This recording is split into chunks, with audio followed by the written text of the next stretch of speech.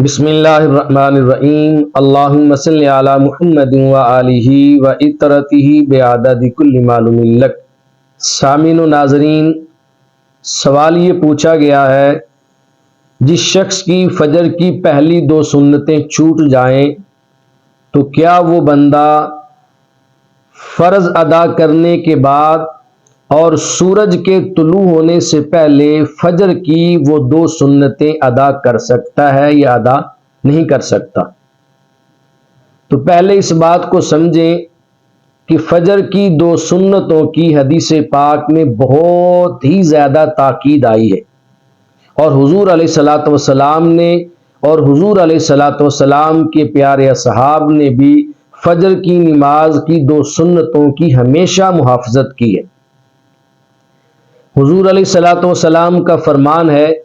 حدیث مبارکہ ہے، آقا دو جہاں صلی اللہ علیہ وآلہ وسلم نے فرمایا کہ تم فجر کی 2 سنتیں کسی حال میں بھی نہ چھوڑنا، اگرچہ گھوڑے تمہیں اپنے پاؤں کے نیچے روند ڈالیں۔ اتنا مقام اور شان اور برکت ہے فجر کی نماز کی 2 سنتوں کی۔ ان سنتوں کو کبھی قضا نہ کرنا، کبھی نہ چھوڑنا۔ یہی وجہ ہے، اور یہ بات اپنے دل و دماغ میں ہمیں بٹھا لینی چاہیے کہ فجر کی نماز کی جو 2 سنتیں ہیں، بہتر اور اعلیٰ یہی ہے، اور سنت بھی حضور علیہ الصلوۃ والسلام کی یہی ہے،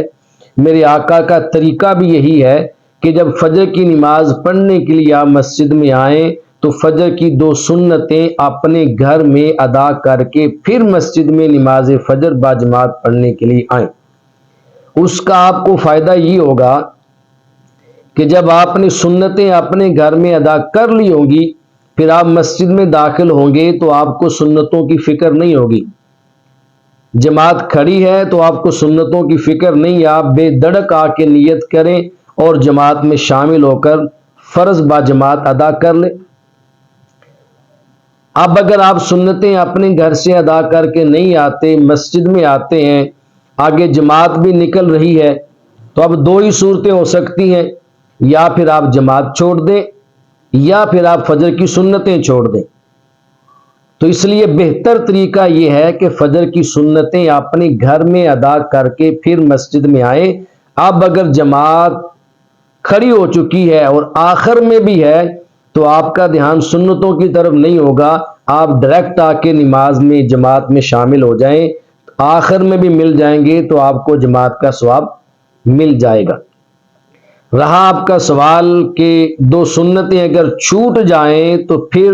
کیا فرض نماز کے بعد سورج کے طلوع ہونے سے پہلے ادا ہو سکتی ہیں یا نہیں ہو سکتی؟ اس کا جواب نفی میں ہے۔ اگر 2 سنتیں چھوٹ جائیں تو آپ فرضوں کے بعد سورج کے طلوع ہونے سے پہلے انہیں ادا نہیں کر سکتے۔ تو پھر کب ادا کریں گے؟ جب سورج طلوع ہو جائے تو سورج کے طلوع ہونے کے بعد آپ فجر کی یہ 2 چھوٹی ہوئی سنتیں آج ہی کے دن کی، پچھلی نہیں، جو آج فجر کی 2 سنتیں چھوٹی ہیں وہ آج ہی کی 2 سنتیں آج ہی سورج کے طلوع ہونے کے بعد سے لے کر زوال سے پہلے آپ ان کو ادا کر سکتے ہیں۔ اگر کل کی سنتیں تھیں تو آپ اس کی قضا نہیں کر سکتے۔